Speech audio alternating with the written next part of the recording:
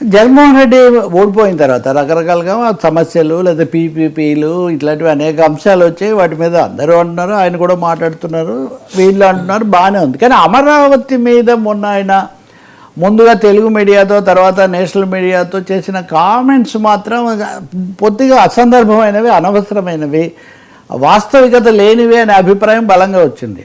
అమరావతిలో మళ్ళీ దశ ల్యాండ్ పూలింగ్ దీని మీద అందరూ ఎందుకు ఉన్నదాన్ని చేయకుండా మళ్ళీ 20,000 ఎకరాలు తీసుకోవడం అందరూ కామెంట్ చేసిన మాట నిజమే.